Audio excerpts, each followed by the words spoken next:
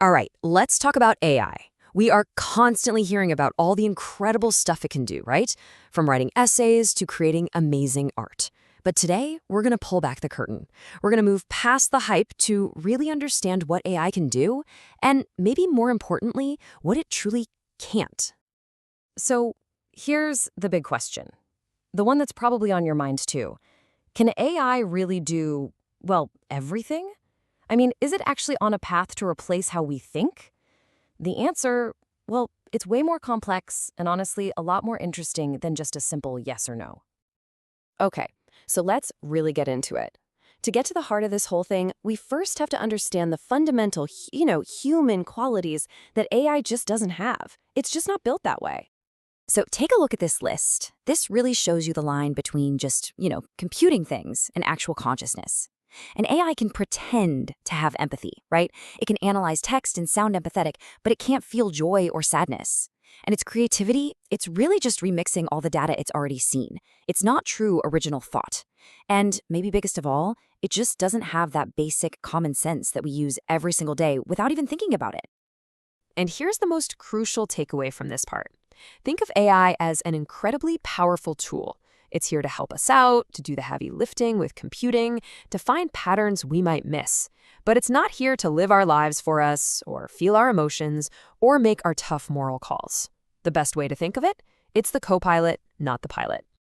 Okay, so that brings us to what might be the single biggest, most critical problem with AI today. We're going to shift gears now from what AI can't feel to a really fundamental flaw in the things it can do. And it all boils down to one thing: bad data. This quote right here, this is the central challenge. This is the one thing that cuts through all the noise and all the hype. It's super simple. If you train an AI with wrong or biased data, its answers are going to be wrong or biased too. It's a simple idea, but man, is it powerful. I mean, think about it like this. An AI doesn't have a conscience, right? It has no built-in sense of what's right or wrong, no internal compass for fairness. Its entire worldview, everything it knows about what's good or bad, is just a direct reflection of the data we give it. It's basically a mirror showing us our own information, including all of its flaws. A really great way to wrap your head around this is the hammer analogy. A hammer isn't good or evil, right? It can't decide for itself what it's going to be used for. It's the person holding it, the human, who decides whether to build a house or, break a window. It's the exact same with AI. The moral choice that always comes from us. So what happens when this bad data problem stops being a theory and actually happens in the real world? Well, the consequences can be pretty serious. Let's look at a few famous examples of AI getting it very, very wrong. All right, first up, a super high-stakes case from one of the biggest companies on the planet, Amazon. So back around 2014, they decided to try and automate their hiring process.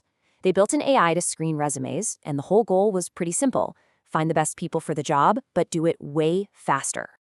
But here's where it went off the rails.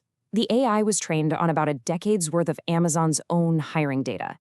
And because the tech industry, especially back then, was mostly men, the AI learned that male candidates were just better. It started automatically penalizing resumes that had the word women's in them, like captain of the women's chess club. The bias that was already in the old data just got baked right into the AI. In the end, Amazon had no choice but to completely shut the whole project down. Okay, next up, let's talk about Tay. You might remember this one. In 2016, Microsoft launched this AI chatbot on Twitter. The whole idea was for Tay to learn from real people, to chat with them in real time and get smarter with every conversation.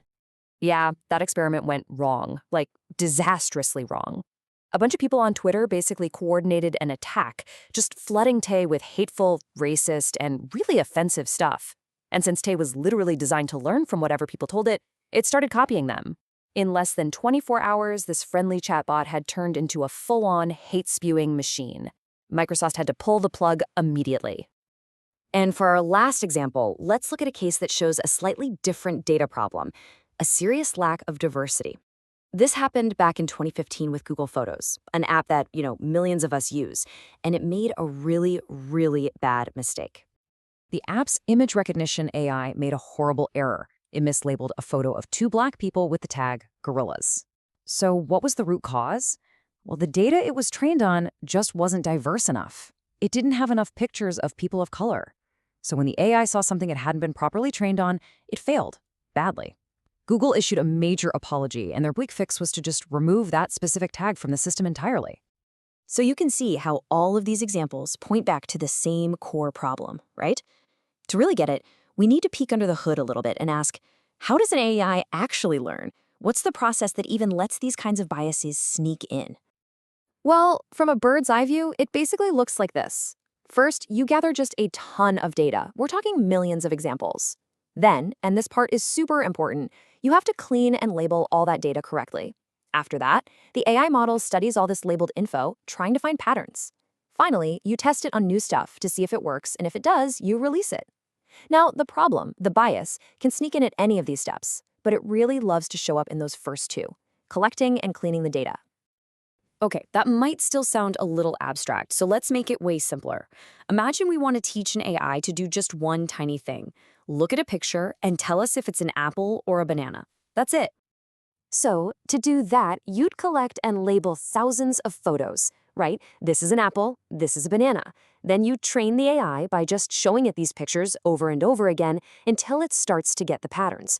But what if you only showed it pictures of red apples?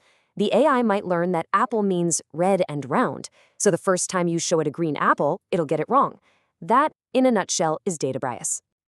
And this whole idea, this entire problem, boils down to one of the oldest and most important rules in all of computer science: garbage in, garbage out. It's exactly what it sounds like.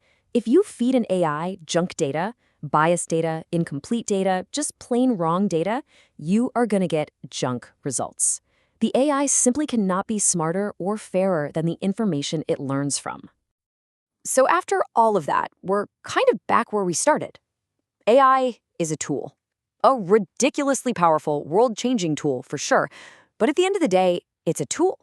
It's a mirror that reflects the data we give it, the biases we already have, and the instructions we program into it. Understanding its limits isn't about being scared of it or dismissing it. It's about learning how to use it wisely, critically, and effectively.